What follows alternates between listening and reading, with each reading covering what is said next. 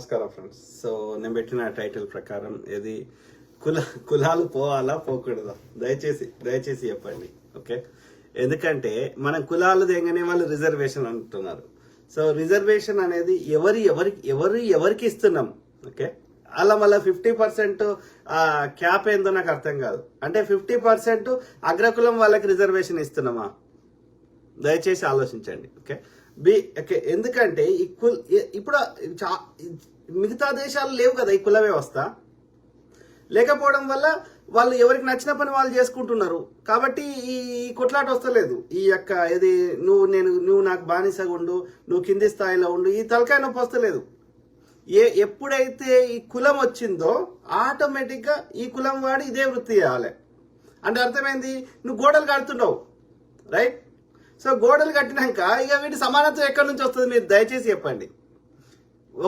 ఒక వ్యవస్థను ఏర్పాటు చేసి ఈ కులం వాడు ఇదే గడ్డం గీకాలి, ఈ కులం వాడు బట్టలు ఉతకాలి, ఈ కులం వాడు కుండలు చేయాలి, ఈ కులం వాడు వడ్రంగి ఇది నాగలి తయారు చేయాలి, ఈ కులం వాడు మాత్రం ముచ్చట చెప్పాలి, ఈ కులం వాడు మాత్రం ఒక రాజ్యం వెళ్ళాలి, ఈ కులం వాడు యుద్ధం చేయాలి, ఈ కులం వాడు వ్యాపారం చేయాలి. అంటే అర్థమైంది, అంటే ఈ కింది స్థాయిలో ఉన్నవాడు ఎంత టాలెంట్ ఉన్నా వాడు రాజ్యం వెళ్ళలేడు, వాడు వ్యాపారం చేయలేడు, వాడు యుద్ధం చేయలేడు.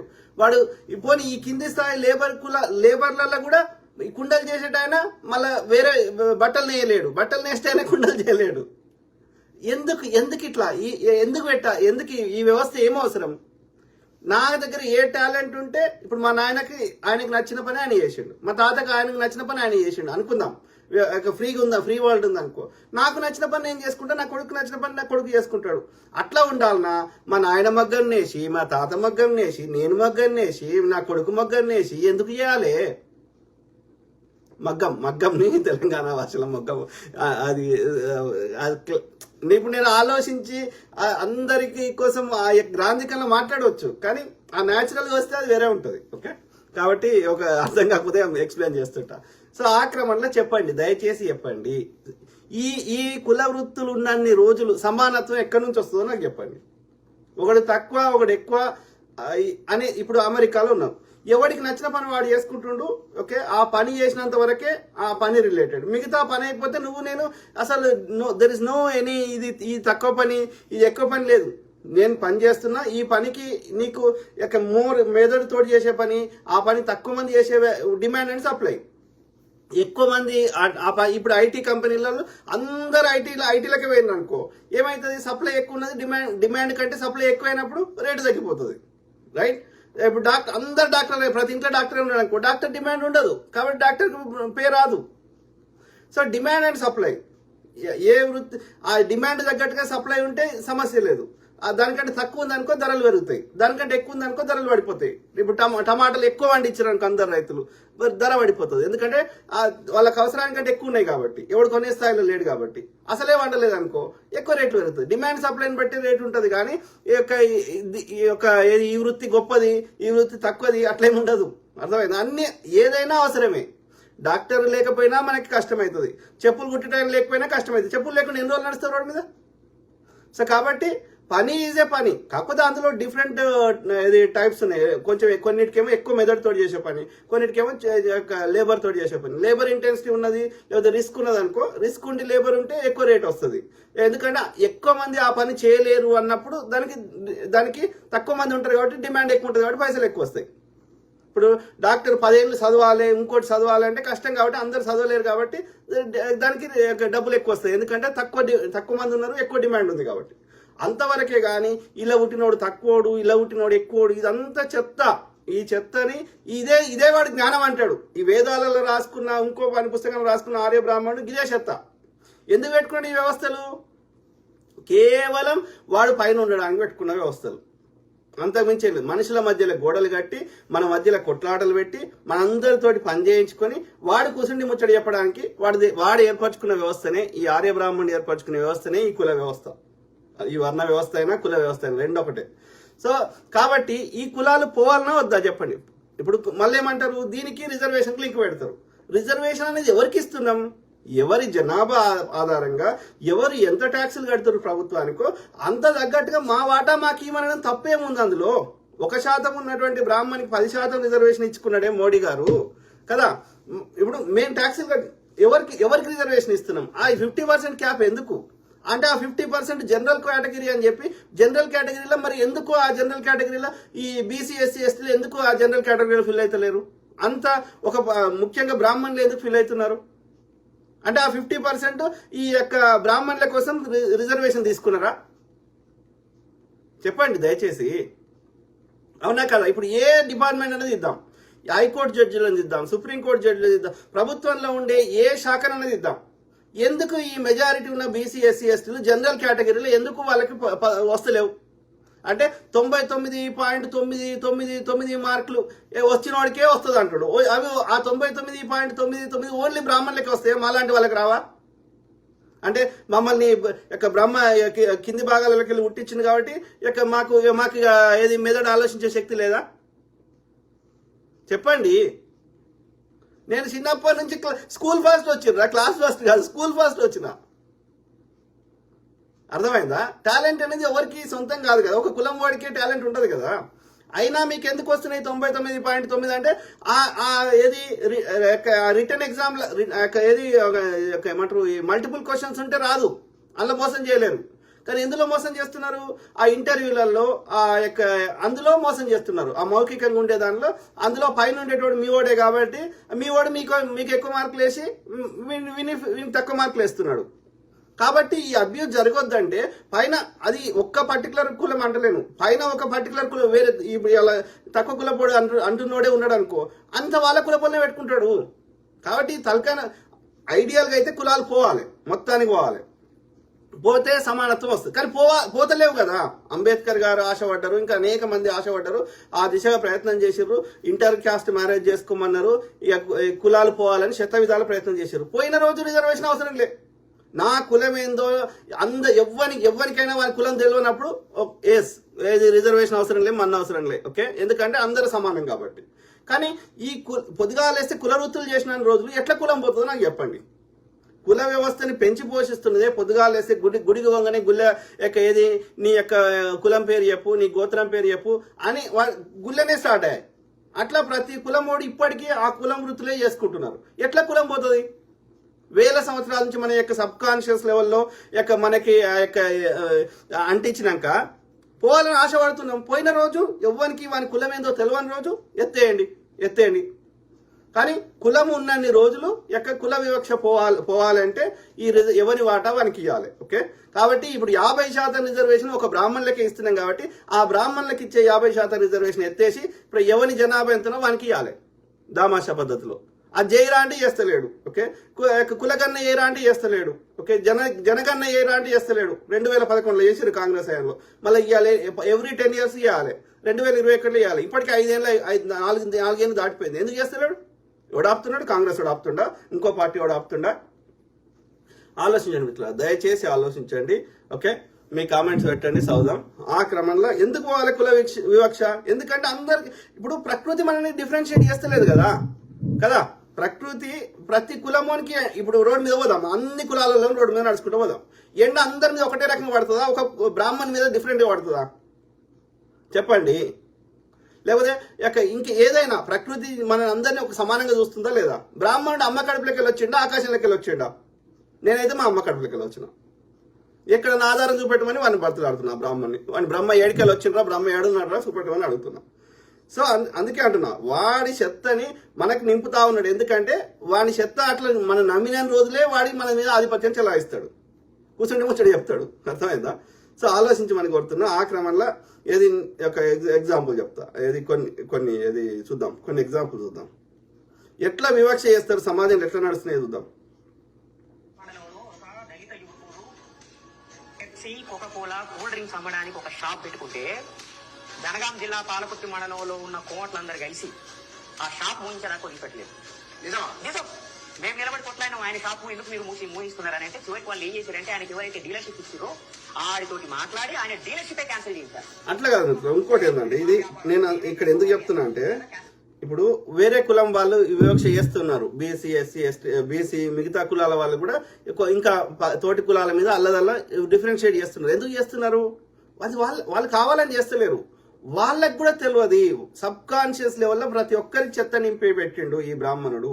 వాడి యొక్క మనుధర్మ శాస్త్రంలో చెత్త రాసి ఇవాళ ఒక బీసీ అతను ఇంకో బీసీ అతనితోటో ఎస్సీ అతనితోటో మంచిగా ఉండే ప్రయత్నం చేస్తే ఈ బ్రాహ్మణుడు వాడిని బీసీని శిక్షిస్తున్నాడు. వాడు పెట్టిన వర్ణ వ్యవస్థను పాటించలేదు, వీని మనుధర్మ శాస్త్రాన్ని, ఈ బ్రాహ్మణ రాజ్యాంగాన్ని పాటించలేదు, ఈ వర్ణ వ్యవస్థనని వాడిని శిక్షిస్తున్నాడు బీసీ వాడిని. కాబట్టి నాకెందుకు తలకాయ నొప్పి అని వాడు వర్ణ వ్యవస్థను పాటిస్తున్నాడు. వాడి సబ్ కాన్షియస్ లెవెల్లో కూడా వాడిని నిండిపోయింది. కాబట్టి వీని తప్పు పట్టదు. అట్లా వానితో చేయిస్తున్నాడు, ఆ మనధర్మ శాస్త్రాన్ని ఇంప్లిమెంట్ చేయిస్తున్నాడు ఆ బ్రాహ్మణుడు. కాబట్టి వాడిని తప్పు పట్టాలి. మిగతా వాళ్ళు వీళ్ళకి తెలియక తప్పు చేసినా గానీ, వాని సబ్ కాన్షియస్ లెవెల్లో వానికి నింపినా గానీ దాన్ని సోర్స్ అవడు మూలాన్ని కొట్టాలి. ఓకే, అర్థమైందా? ఈ బ్రాహ్మణ వ్యవస్థను చంపేసినాం అనుకో, నీకు మిగతా వాళ్ళు మార్చడం పెద్ద కష్టం కాదు. సోర్స్ చంపినాం అనుకో, మిగతా అంత కష్టం కాదు. ఓకే, ద్రౌపది మూడు ఆసుపత్రి అయిన తర్వాత దేవాలయానికి పోయింది. ఆమెను గర్భగుడిలోకి రానియకుండా గుడికి దూరంగా నిలబెట్టి, కనీసము డిగ్రీ కూడా చదివినటువంటి పూజారులేమో లోపల ఉన్నారు. ద్రౌపది ముర్ము గారినేమో బయట నిలబెట్టి పూజలు చేసి పంపించారు. ఏ మీడియా అయినా ఇంపార్టెంట్ ఇష్యూగా ఒకటి భారతదేశ సమాజానికి సంబంధించిన ఒక ముఖ్యమైన వార్తగా చూపెట్టిందా? రామ్నాథ్ కోవింద్ రాష్ట్రపతి అయిన తర్వాత రాజస్థాన్ లో ఉన్న దేవాలయానికి పోతే గుడి మెట్ల మీద రిలేటివ్లీ మన సౌత్ ఇండియా కొంత బెటర్. ఓకే, ఎందుకంటే మనం చైతన్యం ఉన్నాం, కంటిన్యూస్ కొట్లాడుతున్నాం, జ్ఞానం ఆలోచిస్తున్నాం. కాబట్టి ఇది విప్లవాలకు ఇది ఇక్కడ ప్రజలు చైతన్యం ఉంది కాబట్టి ఊరుకుంటలేరు. కానీ నార్త్ ఇండియాలో పాపం వరస్ట్ గుర్రం ఎక్కి పోతే అతన్ని చంపుతున్నారు. ఓకే, దళితుల పరిస్థితి మరీ అగమ్యకు వచ్చారు. మనం చూపెట్టలేము వీడియోలు కానీ, బట్ అగమ్యకు వచ్చారు. అంటే ఎందుకంటే ఈ బ్రాహ్మణుల ఆధిపత్యం ఇప్పుడు ఎక్కువ ఓట్లు వస్తున్నాయి నార్త్ ఇండియాలని. సో ముఖ్యంగా మధ్యప్రదేశ్, యూపీ ఈ చెత్త ఎక్కువ ఉన్నది. ఓకే, సో హర్యానా ఇట్లా. సో ఈ వివక్షని ఈ బ్రాహ్మణుడు ఏడున్నాడు ఆడ పెంచి పోషిస్తున్నాడు ఈ ఆర్యుడు. ఓకే, కాబట్టి ఆర్య చెత్తని మన సౌత్ ఇండియాలో కూడా తెచ్చే ప్రయత్నం చేస్తున్నాడు. రాముడు మనకు దేవుడే కాదు, మనకు సంబంధమే లేని వ్యక్తి. ఆర్యులకు సంబంధించిన దేవుడు వాడు. ఆయన నార్త్ ఇండియాలో వాళ్ళకి సంబంధించిన వ్యక్తిని మనకు తెచ్చి రుద్దుతా ఉన్నారు. ఓకే, నమస్తే పెట్టాడు బంద్ చేసారు. జై శ్రీరామ్ అంటాం, ఎందుకంటాం? బరాబరానం. జై శివ అంటాం, జై శక్తి అంటాం, జై బుద్ధ అంటాం, మా మూలవాస దేవుళ్ళని చెప్తాం. ఎల్లమ్మ, జై ఎల్లమ్మ అంటాం, జై పోషమ్మ అంటాం, రాముని మాత్రం అనం. జై శ్రీరామ్ అంటున్నాం అంటే ఆర్యుడి ఆధిపత్యాన్ని అంగీకరిస్తున్నట్లు లెక్క. కాబట్టి రాముడిని మనం జనరల్ గా అన్ని దేవుళ్ళ లెక్క ఒకటి చూస్తుంటే ఇవాళ రాముడిని ఒక నిషిద్ధ పదం లెక్క చేసే ప్రయత్నం చేస్తున్నారు. ఓకే, అది వాళ్ళకే తెలియదు. ఏ మీడియా అయినా రాష్ట్రపతికి అవమానం జరిగిందని చెప్పి మాట్లాడిదా, చూపించేదా? అంతెందుకు మొన్నటికి మొన్న ఇక్కడ కోకాపేటలో ఒక మఠానికి 2 ఎకరాల స్థలం ఇస్తే శంకుస్థాపన కార్యక్రమానికి తమిళసై గవర్నర్ గారిని ముఖ్య అతిథిగా పిలిచారు. ఆ మఠాధిపతి ఎడమ చేత్తో ఆమెకి ఇట్లా తువ్వాలని ఇట్లా పడేశాడు. ఒక గవర్నర్ అవమానించారు. ఎవరు? చిన్నజీయర్ స్వామి. మన దగ్గర వీడియోలతో సహా ఉన్నాయి. ఇట్లేస్తాడు ఎందుకు ఎత్తాడో నాకు తెలియదు. ఎందుకంటే ఈ మీడియా అంతా సనాతన ధర్మాన్ని కాపాడడం కోసం ప్రయత్నం చేస్తున్నది. ఏ సనాతన ధర్మం మూలంగా తమిళసైకి అవమానం జరిగిందో ఆ సనాతన ధర్మాన్ని వెనకేసుకొస్తూ మాట్లాడింది. ఇది మానసిక బానిసత్వం. ఇది మీడియా రంగం మీద ఉన్న ఈ సనాతన. అంతేందుకు మిత్రులు, ఇదే ఈ గుండుగాడు ఉన్నాడు కదా రాధా మనోహర్ దాస్, వీనికి కూడా చిన్నజీయర్ స్వామి అనే దుర్మార్గుడు ఇట్లా వేసిండు, ఇట్లా మీదకెళ్ళి వేసిండు పండు. వీడు పోయి సాష్టాంగా నమస్కారం చెప్తాడు వాని కాళ్ళకి. వాని కాలుతో వాడు అంత తిరిగిన కాలు దుమ్మ అంతా వీని నెత్తి మీద వస్తున్నాడు, వీని నోట్లో వస్తున్నాడు. Very unfortunate. ఆలోచించండి మిత్రులారా. ఓకే, ఇక తప్పదు, ప్రజల్ని ఎడ్యుకేట్ చేయాల్సిన అవసరం ఉంది, వీళ్ళ చెత్తని కడిగేయాల్సిన అవసరం ఉంది. సమస్తలోకం దైవాధీనం మంత్రాధీనం తన్మంత్రం బ్రాహ్మణాధీనం బ్రాహ్మణ హోమ దేవత. సమస్త లోకం, సమస్త అంటే మొత్తం, లోకం సమస్త లోకం మొత్తం దైవాధీనం. ఎవరి కింద ఉంది? దైవుని కింద ఉంది. లోకం అంతా దేవుని కింద ఉంది. దైవాధీనంతో మంత్రాధీనం. ఆ దేవుడు ఎవరి కింద ఉన్నాడు? మంత్రం కింద ఉన్నాడు. లోకం మీద దేవుడు, దేవుని మీద మంత్రం. తన్మంత్రం బ్రాహ్మణాధీనం. ఆ మంత్రం మా బ్రాహ్మణుల ఆధీనంలో ఉంది. ఒక్కడే దెబ్బ మైండ్ బ్లాక్ అవుతుంది. ఒక్కటే శ్లోకం చెప్పండి, జీవితం మొత్తం సంక్రాంతిపోయింది కాదా? చెప్పండి, ఎంత బాగా చెప్పాడు చూడు. సమస్త లోకం మొత్తం దైవాధీనం, దేవుని ఆధీనంలో ఉంది. అంతవరకు ఓకే. దైవాధీనంతో మంత్రాధీనం. ఆ దేవుడు మంత్రం యొక్క ఆధీనంలో ఉన్నాడు. తన్మంత్రం బ్రాహ్మణాధీనం. ఆ మంత్రం బ్రాహ్మణుల యొక్క ఆధీనంలో ఉంది. అక్కడితో ఆగలేదు సోదరులారా. బ్రాహ్మణో మమ దేవత, బ్రాహ్మణులమైన మేమే దేవతలము. చెప్పండి మిత్రులారా, దయచేసి సమస్త లోకం దైవాధీనం అంటే దేవుని ఆధీనంలో ఉంది, అంతవరకు కరెక్ట్. ఓకే, నమ్ముదాం. ఒక క్రియేషన్ చేసుకున్నాం మనము, ఒక ఇమాజినరీ. ఎందుకంటే మన కష్టంలో ఉన్నప్పుడు మనకి ఏం చేయాలో అర్థం కాక పైకి చూసినాం, పైన ఎవరో ఉన్నారు మనని అన్ని చేస్తున్నారని ఒక భ్రమల అదొక ఏమంటారు కౌన్సిలింగ్, అదొక ఏమంటారు స్ట్రెస్ రిలీవర్. ఓకే, అంతవరకు అన్ని మతాల్లో నమ్ముతున్నారు, అది ఏ మతమైనా. సో కానీ నా అంచనా ప్రకారం రాకెట్ పంపిద్దాం, ఏదైనా స్పేస్ టెక్నాలజీ ఏదైనా పంపిద్దాం, పైనకి ఎక్కడికి పంపిమంటే అక్కడికి పంపిద్దాం. ఓకే, ఇప్పుడున్న టెక్నాలజీలు మనకు అత్యాధునికమైన అడ్వాన్స్డ్ టెలిస్కోప్స్ వచ్చినాయి.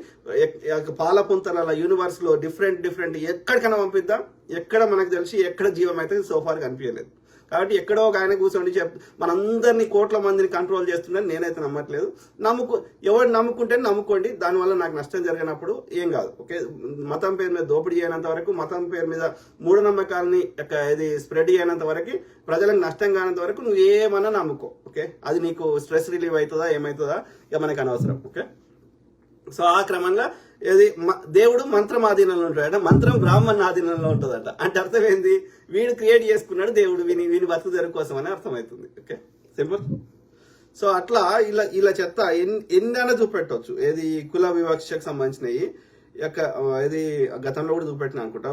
ఇది బ్రాహ్మణుడు ముక్కులకెళ్ళి వచ్చింది ఇదంతా. సో అట్లా ఇక అక్కడైతే ఇది నార్త్ ఇండియాలో అయితే ఇంకా వరస్తుంది.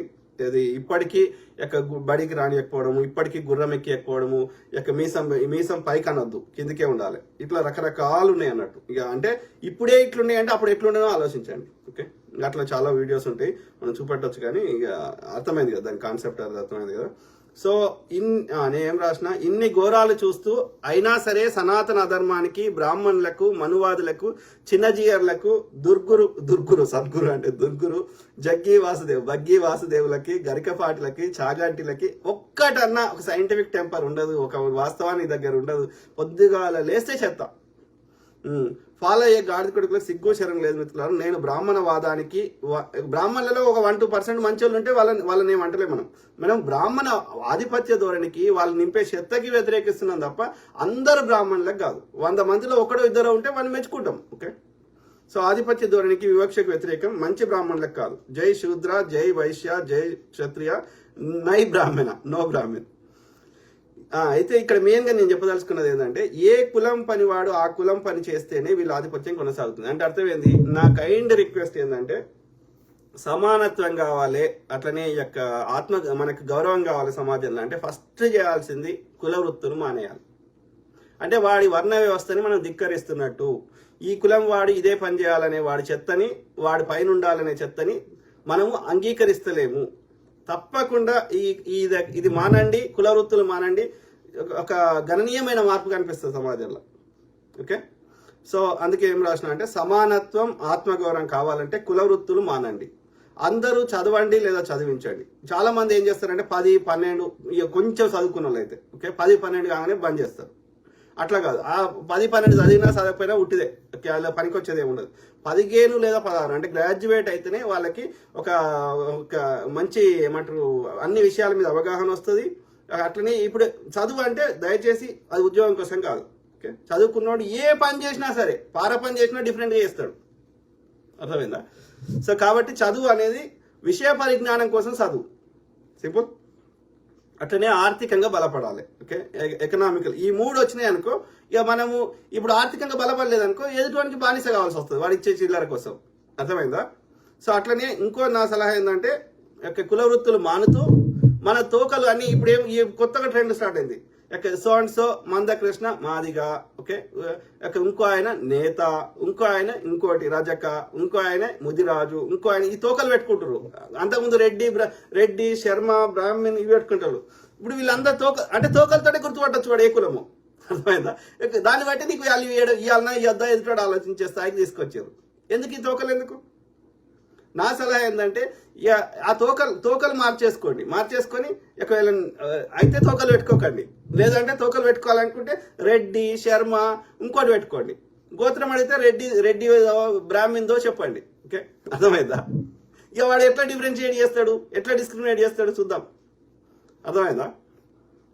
సో కుల వృత్తి చేయడం అంటే బ్రాహ్మణ ఆధిపత్యాన్ని మనువాదాన్ని అంగీకరించినట్టే. ఆలోచించుకోరా శూద్రుడా క్షత్రియుడా వైశ్యుడా. కరెక్ట్ మిత్రులారా. సో కుల వృత్తులు పేరు వెనకాల తోకలు మానండి, ఇంటి పేర్లు గోత్రాలు మార్చండి, బ్రాహ్మణుడు చెప్పే చెత్త అస్సలే వినొద్దు. ఓకే, మనకు అర్థం కావద్దనే సంస్కృతంలో చెప్తాడు. ఆ చెత్త వినకండి, దెబ్బకు వివక్ష అవుతుంది. ఆలోచించండి దయచేసి. ఓకే, సో మీ కామెంట్ చదువుదాం. పోవాలి, కులాలు పోవాలి, కుల వివక్ష పోవాలి, అన్ని పోవాలి. ఏమంటున్నారు వెంకటేష్ అంబేద్కర్. సర్, సంస్కృత పండితుడు డాక్టర్ కదిర కృష్ణ గారిని గత బీజేపీ ప్రభుత్వం రాకన్నా ముందు టీవీ డిబేట్లకు పిలిచేవారు. ఎందుకంటే మనుధర్మ శాస్త్రంలో ఉన్న క్లుప్తంగా తెలుగులో వివరించి చెప్తాడు. అందుకోసమే కొందరు బీజేపీ ఆర్ఎస్ఎస్ వాళ్ళు జూలై నెలలో చీకోటి ప్రవీణ్ కదిరే కృష్ణను చంపేస్తా అని బెదిరించాడు. వీడు వైశ్యుడు చీకోటి ప్రవీణ్. వాడు అన్ని వానికి లేని ఏమంటారు దరిద్రపు అలవాట్లు లేవు. ఓకే, ఇంకా అక్కడ బ్యాంకాక్ పోయి అక్కడ ఈ ఏమంటారు గ్యాంబ్లింగ్ ఆడుతూ దొరికిండు. మళ్ళీ ఎట్లనో మరి ఏం కథలు పడి రిలీజ్ అయ్యిండో కానీ దుర్మార్గుడు వాడు. బీజేపీ సంకన ఆకుతాడు. ఎందుకో మరి కొంతమంది ఈ వైశ్యులు మెజారిటీ. ఇప్పుడు గాంధీ గారు వైశ్యుడు. వైశ్యులు చాలా మంది కొంచెం మంచిగానే ఉండే, ఎందుకో చెడిపోయారు. మరి ఎందుకో నాకు అర్థం కాదు. నేను ఒకటి గమనించింది ఏంటంటే, ఎవడైతే ఆధిపత్య ధోరణి మైండ్ సెట్ ఉన్నవాళ్ళు, ఎవరైతే ఈ వివక్ష ఉండాలని కోరుకునే వాళ్ళు, ఎవరైతే దోపిడీ మెంటాలిటీ ఉన్న వాళ్ళు బీజేపీ సపోర్ట్ చేస్తారు. ఎందుకంటే దోపిడీ చేసుకొని ఇస్తాడు బీజేపీ. ఎందుకంటే వీడు దోసుకునే దానికి వాళ్ళకి వాటాలు వస్తాయి కాబట్టి. కానీ నిజంగా ప్రజల మీద ప్రేమ ఉన్నోడు, లెఫ్ట్ భావజాలం ఉన్నోడు, ఈ సంపద భూమి మీద ఉన్న సంపద అంతా అందరి కోసం అని ఆలోచించేవాడు బీజేపీకి అయితే సపోర్ట్ చేయడు. కాబట్టి కొంతమంది దుర్మార్గులైన వైశ్యులు కూడా బీజేపీ సంకనాకుతున్నారు. దుర్మార్గులు అయిపోయారు. Very unfortunate. సో కాబట్టి బ్రాహ్మణుడి యొక్క మనువాదం నుంచి, ఈ వాళ్ళ వివక్షను పెంచి పోషించే వ్యవస్థ నుంచి ఈ వైశ్యులని మనము బయటకు తీసుకురావాల్సిన అవసరం ఉంది. లేకపోతే వీళ్ళ మీద కూడా యుద్ధం చేయాల్సి వస్తుంది. ఎవరు మార్పు కోసం పోవాలి కాబట్టి కష్టపడదాం. ఓకే, సో ఈ జనరల్ కేటగిరీలో ఉన్నటువంటి ఈ అగ్రకులాలకు ఇస్తున్న 50%, అట్లనే ఈడబ్ల్యూఎస్ కింద అగ్రకులాలకు ఇస్తున్న 10%, 60% రిజర్వేషన్ ఎత్తేసి ఈ యొక్క జనాభా ప్రాతిపదికన ఎవరు ఎంత జనాభా ఉంటే అంత రిజర్వేషన్ ఇచ్చేయాలి. అగ్రకులాలకి ఇస్తున్న 60% రిజర్వేషన్ తీసేయాలి. దానికోసం మనం పోరాటం చేయాలి. మాకు రిజర్వేషన్ వాడు ఏమో ఫేవర్ చేస్తుండంట. మేము ట్యాక్సీలు కట్టాము, మరి పెట్రోల్ మీద ట్యాక్స్ కట్టాం, ఎక్సైజ్ సుంకం కట్టాం, ఏది వ్యాట్ కట్టాం, లేకపోతే జిఎస్టీ కట్టాం ఏ వస్తువు మీద. మా జనాభా మాది ఎక్కువ ఉన్నప్పుడు మేమే ఎక్కువ ట్యాక్స్ కడుతుంటాం కదా. Wisdom voice. ఇంకా మీ నుండి బహుజనుల చరిత్రను వినాలని ఉంది బ్రదర్. మీ విలువైన సమయాన్ని మన సమాజం కోసం వెచ్చిస్తున్నందుకు ధన్యవాదాలు. జైబీ. తప్పకుండా బ్రదర్, ప్రతి అంశం మీద పూర్తి అవగాహనతోటి మాట్లాడే ప్రయత్నం చేద్దాం. ఓకే, లేకపోతే అందరి లెక్క మనం కూడా ఏదో పోయినాం అనుకో, తర్వాత అది వాళ్ళ టైము, వాళ్ళకి వాల్యుయబుల్ ఇన్ఫర్మేషన్ రాలేదనుకో అందులో, సో నెక్స్ట్ టైం వాళ్ళు మన వీడియోలు చూడరు. ఓకే, కాబట్టి మనము కరెక్ట్ రీసెర్చ్ చేసినాక చెప్దాం. నీల హరీష్ ఏమంటున్నారు? థ్యాంక్ యూ మిత్రం, ఆయనకి చెప్తున్నారు. సో ఎవరు? కామేశ్వరరావు. మన దేశంలో కులం మతం మీదనే నిరంతరం రాజకీయాలు చేస్తున్నారు. అది ఎందుకంటే ఈవిడ పెట్టిన వ్యవస్థ, ఈ బ్రాహ్మణుడు పెట్టిన వ్యవస్థ వేల సంవత్సరాల నుంచి అది ఉన్నది కాబట్టి, తక్కువ 2000 నుంచి 3000 సంవత్సరాలు మనకి చెత్త నింపుతుండ్రు కాబట్టి, 2000 అనుకుంటున్నా. సో నింపుతుండ్రు కాబట్టి ఒక్క రోజులో పోవాలని కోరుకుంటున్నాం కానీ పోతలేదు కదా. ఎట్లా పోతుంది? ప్రతి చోట మనము కుల వృత్తులు మానండి, సగం పోతుంది దరిద్రం. ఓకే, ఈ గుడికి పోయి బ్రాహ్మణ్ తోటి పూజలు చేయించుకున్నాడు, అవన్నీ బంద్ చేసినాకో ఇంకా చాలా అవుతుంది. నరసింహ ఎరపాక. పోవాలి, కష్టపడదాం. ఓకే, ఎవరైతే మాకు వివక్ష ఉండే అవకాశం ఉంది అనిపిస్తే తోకలు మార్చేయండి. శర్మనో శాస్త్రీయ పెట్టుకోండి. రవికాంత్ కుసుమ. గ్రేట్ రాజు గారు. Thank you brother. కామేష్ ఆయనకి చెప్తాము. జేరెక్స్ ఏమంటున్నారు? ఎస్ అన్న, మన బహుజనులను బిజినెస్ చేయలేరు. మా టౌన్ లో దళిత్ డాక్టర్ హాస్పిటల్ పెడితే అందరూ కలిసి ఆ హాస్పిటల్ పై కుట్ర చేసి మూసేశారు. చాలా దారుణం. ఓకే, మరి ఎట్లా బ్రదర్? అట్లాంటప్పుడు ఏమైతుంది? దళితులు కంపల్సరీగా ఈ దళిత డాక్టర్ దగ్గర పోవాల్సిన, అంటే ఈ ఏమంటారు, ఈ డివిజన్ తీసుకొస్తున్నారు. అది ఎట్లా అందుకే ఈ దళిత డాక్టర్ ఏం చేయాలి? దళితుడు అని పేరు పెట్టుకోకుండా చేయాలి. ఆయన రెడ్డియో చౌదరియో లేకపోతే శాస్త్రియో శర్మనో ఏదో వేరే పేరు పెట్టుకోవాలి. ఆయన గోత్రం అడిగితే కూడా ఏదో అగ్రకులం గోత్రం చెప్పాలి. అప్పుడు చాలా మంది పెట్టుకుంటారు, రాయలసీమలో చాలా మంది రెడ్డి తోక పెట్టుకుంటారంట. సో రెడ్డి అనేది ఒక టైటిల్, అది ఒక ఈ ట్యాక్స్ కలెక్టింగ్ సిస్టంలో అది ఒక టైటిల్. ఓకే, అది కులం కాదు రెడ్డి అనేది. సో ఎవరైనా పెట్టుకోవచ్చు టైటిల్. సో ఎవరు ఏమంటారు, నీల కంటి కుమార్, హాయ్ బ్రదర్. నీల హరీష్, చెప్పు బ్రదర్. నేను గమనించినవి చెబుతున్నాను. ఎస్సీ, ఎస్టీ, బీసీ, మైనారిటీ, ఓసీలో ఉన్న స్వార్థపరులైన సమాజం ఒకవైపు, అదే ఎస్సీ, ఎస్టీ, బీసీ, మైనారిటీ, ఓసీలో ఉన్న యథార్థవాదిలోని నిజమైన నిజాయితీ పరులు ఒకవైపు విడిపోయారు. ఈ బీసీ, ఎస్సీ, ఎస్టీలలో వాళ్ళు ఆ అగ్రకులాలు ఇచ్చే చిల్లరెక్క ఆశపడి వీళ్ళ ఆత్మగౌరవాన్ని చంపుకొని బతుకుతున్న వాళ్ళు చాలా మంది ఉన్నారు. ఓకే, కానీ వీళ్ళందరిపైన మనువాదుల పెత్తనం పైన ఉంది. కరెక్ట్. ఒకడు బీసీ నాయకుడని వస్తాడు, బీసీలను వాడి స్వార్థం కోసం, అంతే, వాడు మన కష్టం వస్తే ఉండడు, మళ్ళా వాడు కులం పేరు చెప్పి వాడేది కావాలనుకుంటాడు. ఎస్, స్వార్థం కోసం మోసం చేస్తాడు. ఇంకొకడు దళితుల ఉద్యమం అంటాడు, తోటి దళితులను వాడి స్వార్థం కోసం వాళ్ళని మోసం చేస్తాడు. ఒకడు మైనారిటీ నాయకుడు అంటాడు. Correct brother. ఒక్క మంచి చేయడు, ఒక అభివృద్ధి చేయడు, ఒక అన్ని చేస్తే వీడు చెప్తున్నాడని వీళ్ళ బాధ అంతా. సో ఇంకా కొడుకుల, కానీ అగ్రకులం కొంతమంది ఏంటంటే వాళ్ళు చిల్లర హెల్ప్ చేస్తారు, కానీ మన బతుకులు మార్చారు. మన బతుకులు మారినాయి అనుకో, వాడు చిల్లర కాశ అడగాం కదా, అప్పుడు వాళ్ళ ఇంపార్టెన్స్ పోతుంది కదా. సో కాబట్టి ఏమంటున్నా, అందుకే మనం ఎదగాలి. మనం ఆర్థికంగా ఉన్నామనుకో ఈ చిల్లర కమ్ముడు వేషం ఉండదు. ఆర్థికంగా ఎదగాలంటే ఎప్పుడు ఎదుగుతావు? ఈ కుల వృత్తులు మానేసిన రోజే ఎదుగుతావు. కుల వృత్తులు చేసిన రోజులు మనం అట్లనే ఉంటాం. కాబట్టి వాడు ఒక వ్యవస్థను ఏర్పాటు చేసిండు, ఆ చట్రంలోకి వెళ్ళి మనం బయటకు రాణిస్తలేడు.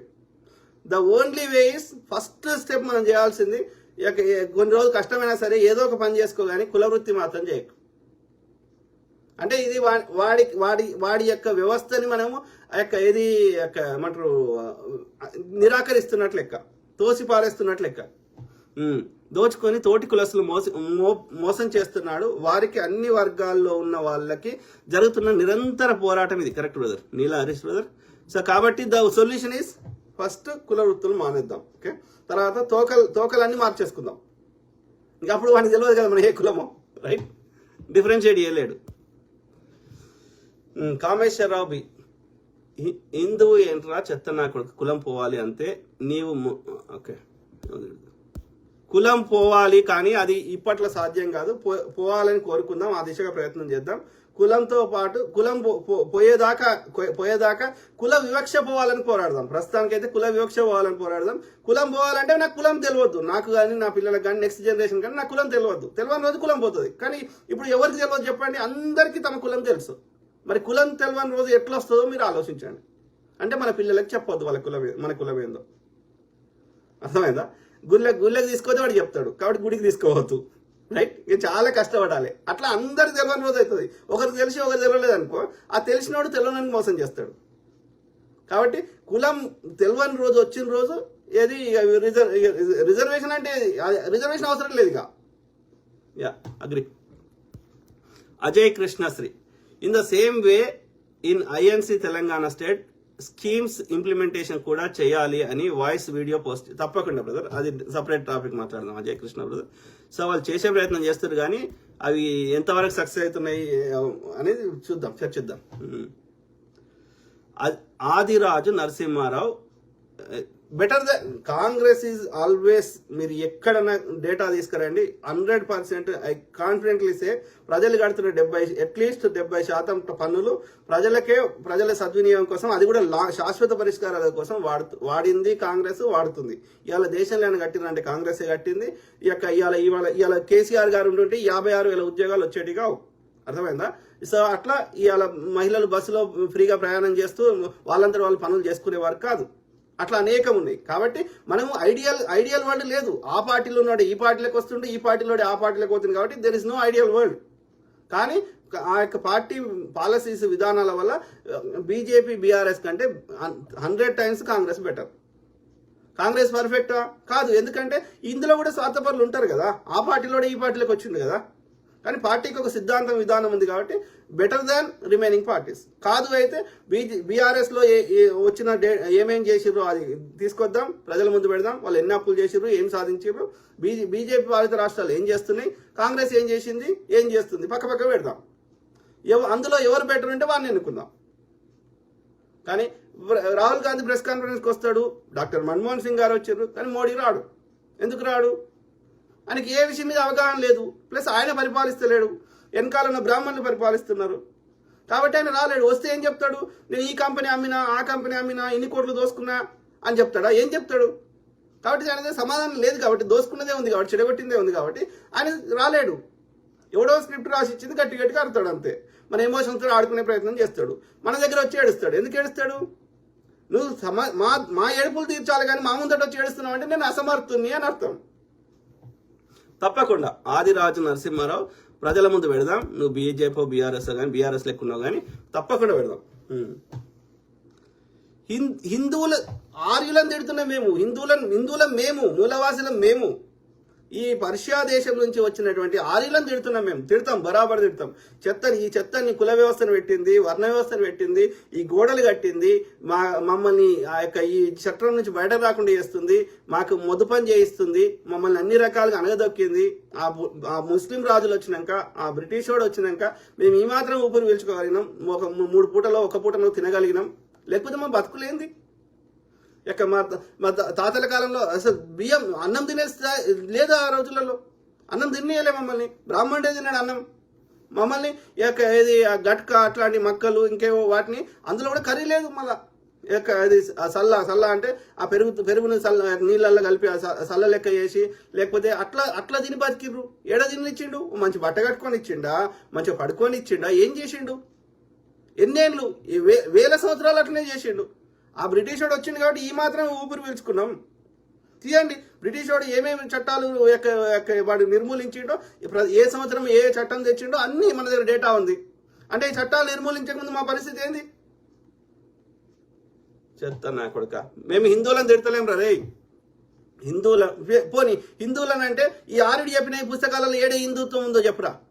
రామాయణం చదువుదాం, మొత్తం పుస్తకం చదువుదాం, వాల్మీకి రామాయణం. ఒక్క దగ్గర హిందూ శబ్దం చూపెట్టు. ఇక నీళ్ళు లేని బాలద్దానికి ఇప్పుడే ఏం గమ్మంటే అదైతా. ఓకే, వేదాలలో చూపెట్టరా హిందూ శబ్దం, ఉపనిషత్తులో చూపెట్టరా, మహాభారతంలో చూపెట్టరా. ఈ ఆర్యుడు రాసిన ఏ శత పుస్తకంలో లేదు. కాబట్టి ఆర్యుడు మాకు సంబంధం లేని వ్యక్తి.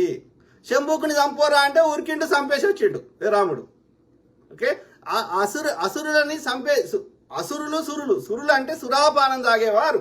ఓకే, సురాపానం అంటే ఒక డ్రగ్, ఒక మత్తు పదార్థం, బాంగ్ లాంటిది. ఇప్పుడు ఇది హోలీ పండుగ తాగుతారు కదా, ఆ బాంగ్ లాంటిది.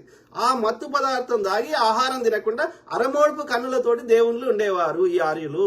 ఇంద్రుడు, వరుణుడు, వాడి చెత్త అంతా. ఓకే, ఈ మూలవాసులని వాడు తపస్సు చేసేవాడు. తపస్సు అంటే ఏంది? ముక్కు మూసుకొని తపస్సు చేసేవాడు కాదు, బుద్ధుని లెక్క కాదు. వాళ్ళకి ఆ కాన్సెప్ట్ లేదు. వాడు ఏదైనా వస్తువులు ఆయుధాలు ఏదైనా వస్తువులు తయారు చేసేవాడు, ఒక ఎక్స్పెరిమెంట్ చేసేవాడు, ఒక సైంటిస్ట్ లాగా చేసి అందులో ఆ తయారు చేసిన ఆయుధాలని ఈ యొక్క మూలవాసుల మీద, అసురుల మీద వాడేవాడు. సురాపానం తాగమంటే మేము తాగమన్నాం. ఓకే, కాబట్టి మేము అసురులమైనాం. ఓకే, గిసిరియా అదంతా తప్పమాట.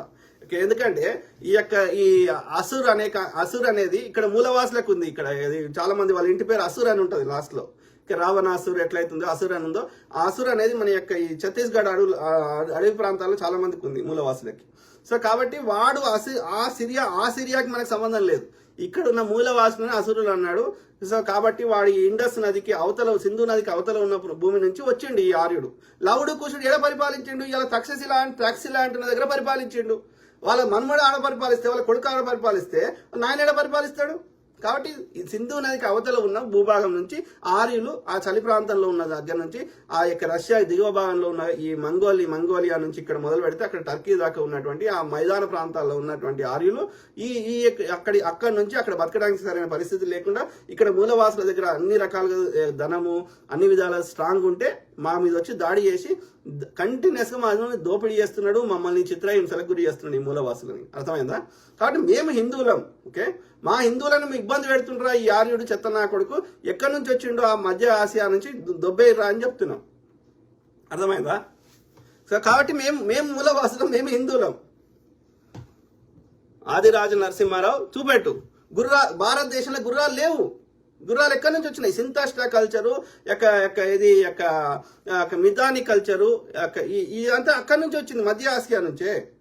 చదువు, చరిత్రని ఆధారంతో చదువు. ఎవడో పుస్తకం రాసింది ఎవిరా నీ ఆ వేదాలు ఎవరు రాసిండ్రా అంటే బ్రహ్మ రాసిండ్రా. బ్రహ్మ ఏడున్నారా అంటే మాకు తెలియదు అంటే బ్రహ్మ నథింగ్ బట్ బ్రాహ్మణుడు.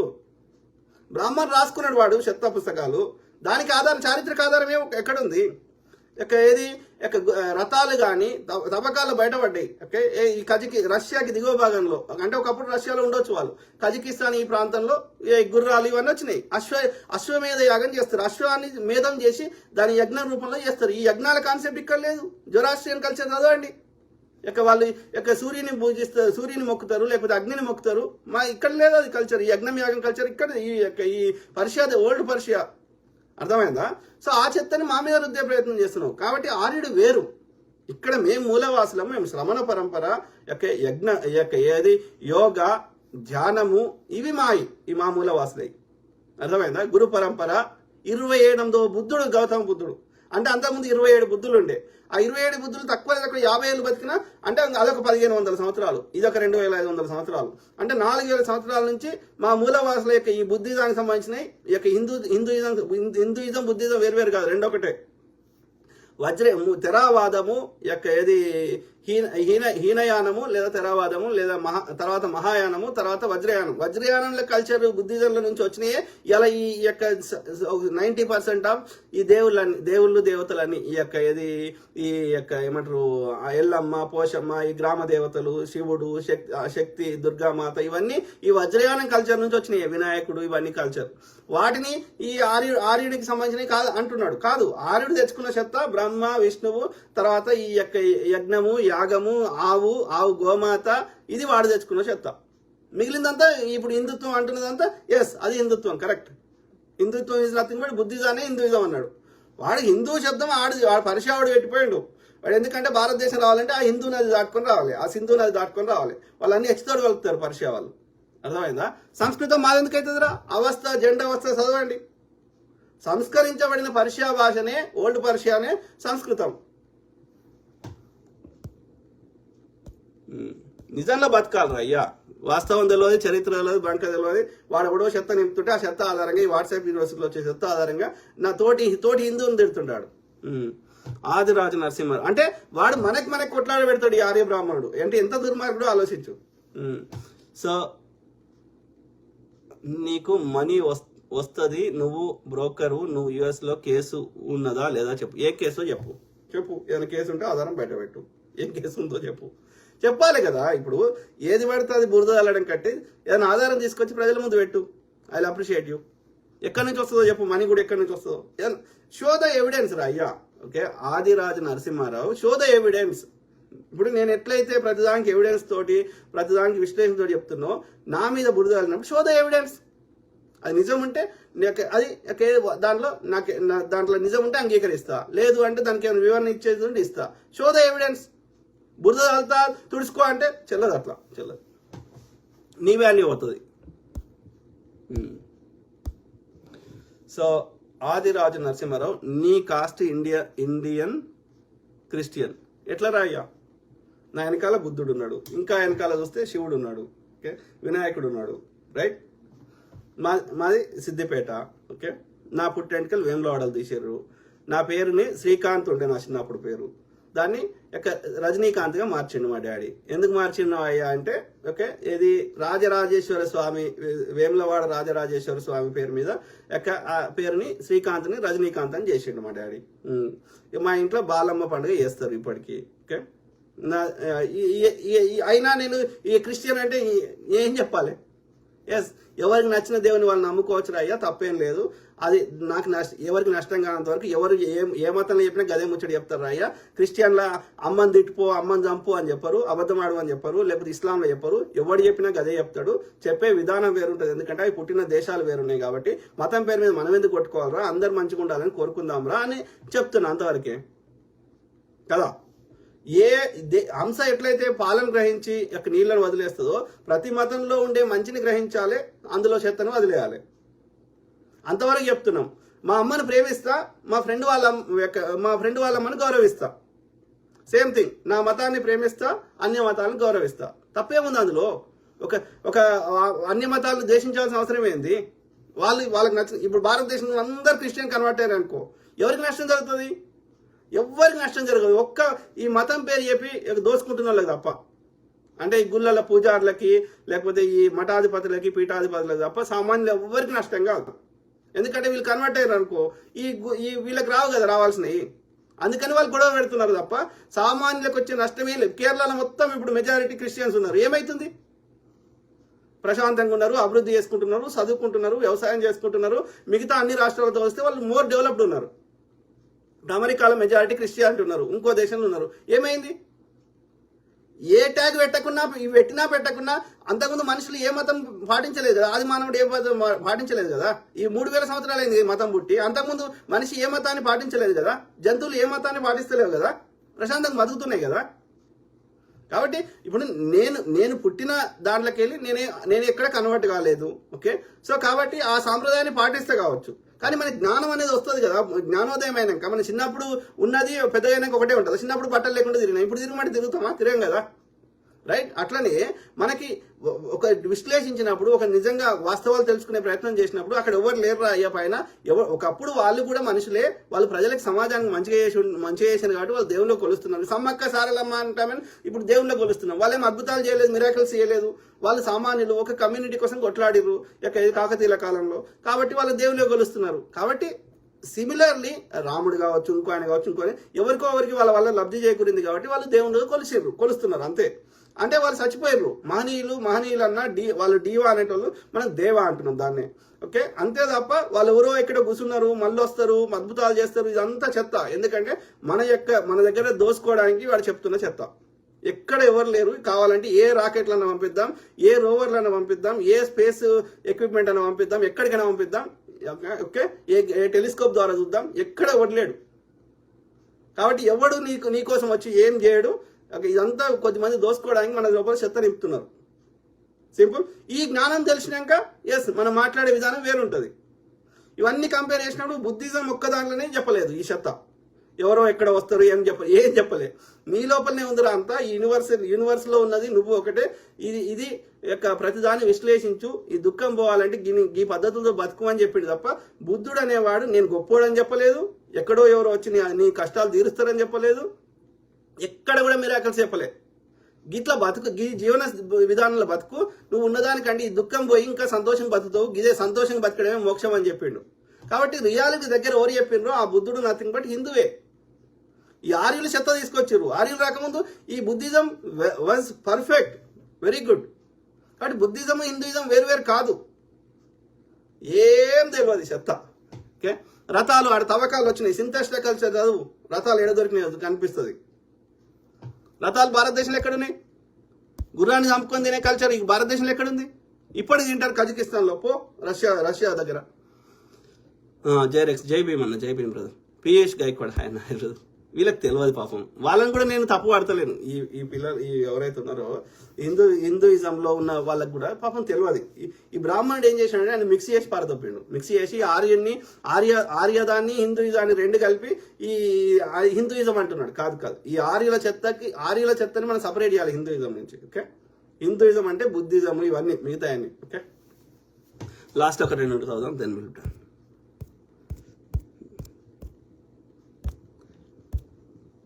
మన సోర్స్ ఏంది? ఈ చెత్తని పెంచి పోషిస్తున్నాడు బ్రాహ్మణుడు. వాడు డైరెక్ట్ వచ్చి కొట్టాడు, వాడికి ధైర్యం ఉండదు.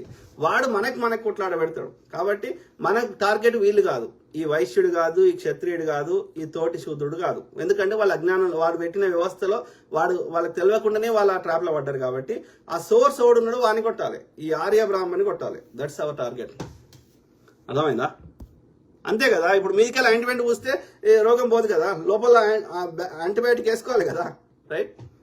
అశోక్ బండి ఏమంటున్నారు కదా, అంబేద్కర్ గారు అన్నట్లు మన చరిత్ర మనం తెలుసుకోకపోతే చరిత్రహీనం. మన చరిత్ర కరెక్ట్ తెలుసుకోకపోతే మనము వాస్తవాలు తెలివై కాబట్టి మనము తప్పు నిర్ణయాలు చేసుకునే అవకాశం ఉంటుంది. కాబట్టి చరిత్రను ఉన్నట్టు తెలుసుకునే ప్రయత్నం చేయాలి. ఎవరో పుస్తకం రాసింది గుడ్డిగా నమ్మొద్దు. అదే బుద్ధుడు చెప్పిన కాన్సెప్ట్. ఏది ప్రతిదాన్ని విశ్లేషించు, ప్రతిదానికి వాస్తవాలు తెలుసుకో, ఫ్యాక్ట్ చెక్ చేసుకో, ప్రతిదానికి ఆధారాలు తెలుసుకునే ప్రయత్నం చేయి. అప్పుడే నీకు కరెక్ట్ అనిపిస్తేనే నమ్ము, లేకపోతే నమ్మకు. అదే బుద్ధుడు చెప్పిండు. అంతకుమించి ఇక బుద్ధిజం అంటే అది ఏందో అద్భుతమైనది ఏం లేదు అలా. ఓకే, వాస్తవాన్ని గ్రహించు, దానికి విశ్లేషించు, ప్రతిదాన్ని విశ్లేషించు, గుడ్డిగా ఏది నమ్మకు అని చెప్పిండు బుద్ధిజం. సో అందుకని బుద్ధుడు గ్రేట్. బుద్ధుడు అంటే ఆయన నాకేదో అద్భుతాలు చేసిండు, నాకేదో నేను పరీక్ష రాయకుండా కానీ పాస్ చేసిండు, అందుకని కాదు బుద్ధుడు గ్రేట్. బుద్ధుడు జ్ఞానాన్ని ఇచ్చిండు, ఎట్లా బతకాలనో ఒక జీవన విధానాన్ని చూపెట్టిండు, అందుకని గొప్పవాడు. మిరాకిల్ చేసినందుకు కాదు. ఇక దొంగలంతా చెప్తారు అదవుతుంది, ఇన్ని రోజులు ఈ వ్రతం చేయి, ఇది అవుతుంది. ఎట్లా అవుతుంది, ఎట్లా సాధ్యం? బ్రాహ్మణికి రోగం వస్తే డాక్టర్ చూపించుకుంటాడు, సద్గురు రోగం వస్తే ఎడిగిపోయిండు, వానికి వచ్చిన ధ్యానంతోటో వానికి వచ్చిన మంత్రాలతో తగ్గించుకోవచ్చు కదా. ఎయిమ్స్లో ఎందుకు ట్రీట్మెంట్ ఇప్పించుకున్నాడు? సేమ్ థింగ్ చిన్నజీయర్ స్వామి ఎందుకు అంటే వీళ్ళు చుట్టిదే మనకి చెత్త నింపి మన దగ్గర పైసలు తీసుకోవడం తప్ప ఏం లేదు అలా. అట్లా అట్లా అన్ని మతాలు ఉన్నారు. దొంగ పాస్టర్లు ఒక మోర్ దాన్ 50% దొంగ పాస్టర్లు ఉన్నారు. Gudipalli Niranjan, thank you brother. ఎవరు నీల హరీష్ ఏమంటారు బ్రదర్? ఒరిజినల్ వైశ్య సామాజిక వర్గం బీజేపీ, ఆర్ఎస్ఎస్, ఆర్య బ్రాహ్మణం అనువాదులకు అస్సలు సపోర్ట్ చేయరు. Correct brother. ఆర్యులు ఈ దేశానికి రాకముందు ప్రపంచ నలుమూలల వర్తక వ్యాపారం చేసేవారు వైశ్యులు. కరెక్ట్. వ్యవసాయం, పాడి పంటలు పండించారు. ఆర్యులు యజ్ఞ యాగాల్లో జంతు బలులను చేస్తున్నారు. పాడి పంట నశిస్తుంది. ఆర్యులపై వ్యక్తం చేసింది కూడా వైశ్యులే. కరెక్ట్. అందుకే ఆర్యులు ఈ వైశ్యులను ఎందుకు కులములు పెట్టారు? నల్లజాతి వాళ్ళు కనుక అభిమానించారు. కానీ వీరి దగ్గర డబ్బులు, కాస్త జ్ఞానం ఉందని తెలిసి వర్ణ వ్యవస్థలో 3వ స్థానంలో పెట్టారు. ఎందుకంటే అందరిని శూద్రులే పెట్టిండు వాడు ఆర్యుడు రాగానే ఈ దేశంలో అందరిని శూద్రులే అన్నాడు, ఇంక్లూడింగ్ మహిళలను కూడా. ఎందుకంటే వాడు వచ్చినప్పుడు వాళ్ళ మహిళలను తీసుకురాలే. ఓకే, కాబట్టి అందరూ అన్నాడు. ఆ తర్వాత ఏమైంది, ఇందులో కూడా వానికి కొంతమందితో ఎక్కువ అవసరాలు ఉన్నాయి కాబట్టి అందులో మళ్ళీ ఈ సబ్ డివిజన్ తెచ్చిండు. కానీ వీరి దగ్గర డబ్బులు, కాస్త జ్ఞానం ఉందని తెలిసి వర్ణ వ్యవస్థలో 3వ స్థానంలో పెట్టారు అవసరాని కోసం. అందుకే కన్యకా పరమేశ్వరి అమ్మవారు ఎవరైతే దొంగ మనస్తత్వం కలిగిన వైశ్య సామాజిక వర్గంలో వాళ్ళని పక్కన పెట్టి 108 గోత్రాల వాళ్ళు మాత్రమే నిజమైన వైశ్యులు అని ప్రకటించిన 108 గోత్రాలలో లేని వారు స్వార్థపరులను అప్పుడే చెప్పింది చీకోటి ప్రవీణ్ గారు. అదే బ్యాచ్. Correct brother. నీలా హరీష్ బ్రదర్, నీకు ఎక్కడి నుంచి జ్ఞానం వస్తుందో కానీ చాలా ప్రతి విషయం మీద చాలా అవగాహనతో టైప్ చేస్తావు. So good. అంటే ప్రతి అంశం మీద మంచి అవగాహన ఉంది. షేక్ ఫయాజ్, అంధభక్తి not coming. Correct brother. So చెప్దాం. సో అది మిత్రులారా, కీప్ టాకింగ్, మాట్లాడుతూనే ఉంటా. ఎవరు? గుడిపల్లి నిరంజన్ ఏమంటున్నారు? The roots of casteism in Hindu religion, so abolish religion until unless ban the Hindu religion we can't annihilate caste brother. So your discussion very rational. అదే brother, ఏమంటున్నా హిందూయిజాన్ని ఆర్యాదాన్ని separate చేసినప్పుడు, సపరేట్గా చేసి హిందువులకు అర్థమయ్యేట్టు చెప్పినప్పుడు ఈ ఆర్యుడి వ్యవస్థను చెత్తను తీసేస్తే హిందూయిజం బాగుంది. Hinduism nothing but Buddhism. Okay, Buddhism Hinduism వేరువేరు కాదు. ఓకే, విల్సన్ మేరీ పోవాలి. చేద్దాం, కష్టపడదాం మేడం. షా ఎస్, Congress is very most great. మాట్లాడదాం కాంగ్రెస్ గురించి. చెత్త ఈ మధ్య జర ఎక్కువ నింపుతున్నారు. నేను కాంగ్రెస్ పర్ఫెక్ట్ అని చెప్తలేను. కాంగ్రెస్లో కూడా కొంతమంది దుర్మార్గులు ఉన్నారు, నేను కాదంటలేను.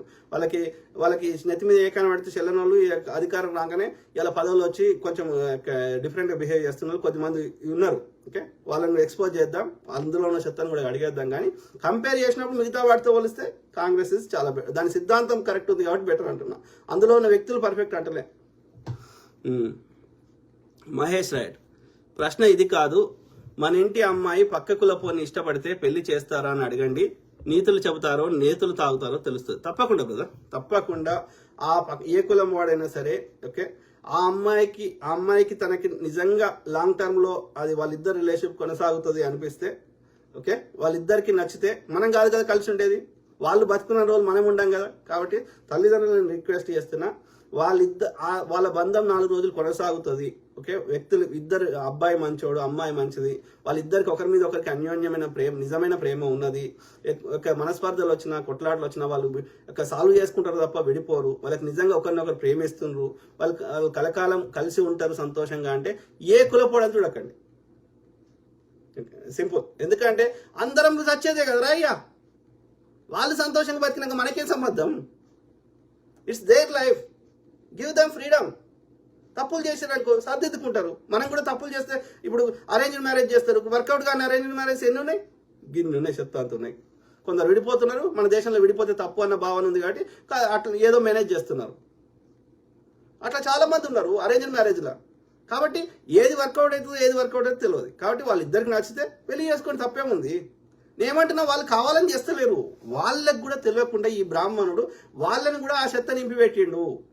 ఇది ఈ కులాలలో కూడా ఒకటి తక్కువ కులము, ఒకటి ఎక్కువ కులము. ఈ శూద్రులలో కూడా వీడు బీసీలలో వీడు ఇంకా పెద్ద కులము, వీడు ఇంకా చిన్న కులము. ఎస్సీలలో చూడు ఇప్పుడు మాలా మాదిగకి వాళ్ళ అల్లలో కూడా ఈ గోడలు పెట్టిండు.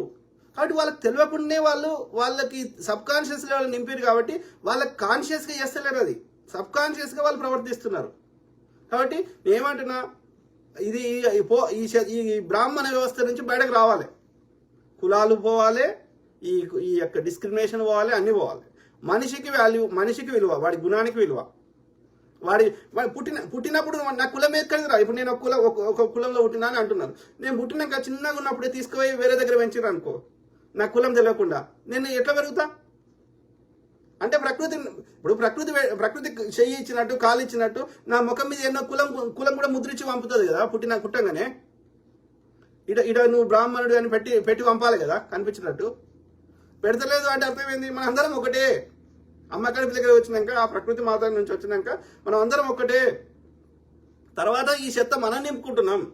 ఈ చెత్త నింపకపోతే అయిపోయి అంటున్నా. కానీ ఆ వ్యవస్థ అట్లా ఏర్పాటు చేసారు కాబట్టి ఆ చెత్త నింపుతా ఉన్నారు. కాబట్టి ఆ చెత్త నింపకుండా పోయే రోజు రావాలని కోరుకుందాం. అది కులం పోయిన రోజు అది వేరే లెక్క పోవాలని కోరుకుందాం. In the long run. In the mean while కులం ఉన్నన్ని రోజులు కుల వివక్ష పోవాలి. అట్లనే ఈ యొక్క రిజర్వేషన్ ఉండాలి. కులం మొత్తం పోయిన రోజు రిజర్వేషన్ అవసరం లేదు. కాబట్టి అగ్రకులం వాళ్ళకి, జనరల్ కేటగిరీ కింద అగ్రకులం వాళ్ళకి ఇస్తున్న 60% రిజర్వేషన్ ఎత్తేయాలి. సింపుల్. సాధ్యం ఎత్తులారా.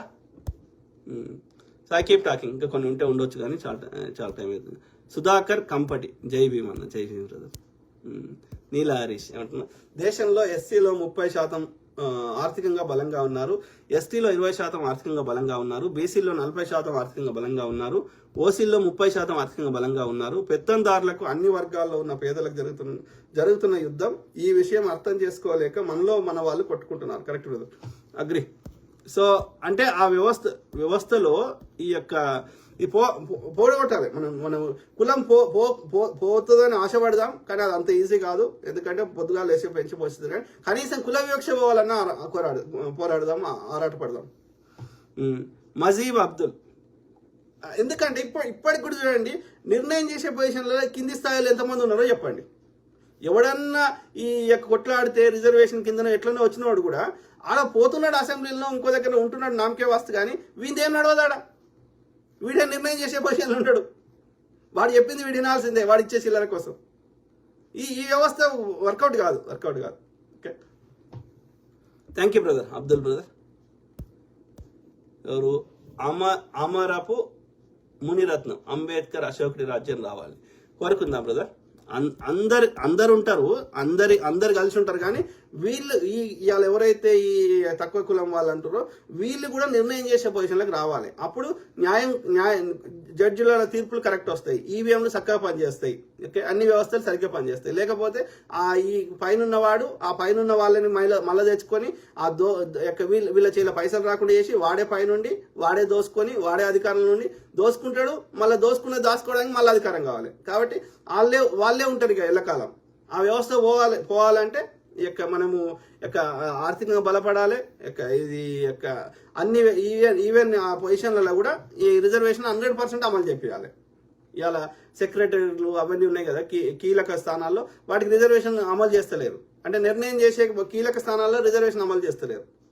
సో దాంట్లో కూడా రిజర్వేషన్ అమలు చేయాలి. సో ఈ క్యాప్ ఎత్తేయాలి, 50% క్యాప్ ఎత్తేయాలి.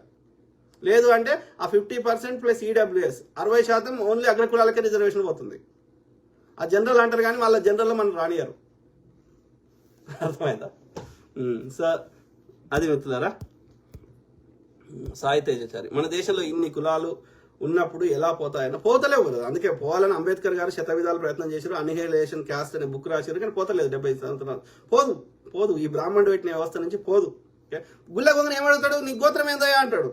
ఎడబోతుంది మనం. అందుకే అంటున్నా, తోకలు మార్చేయాలి, కుల వృత్తులు మార్చాలి. పోవాలంటే కుల వృత్తులు ఎవడు చేయొద్దు.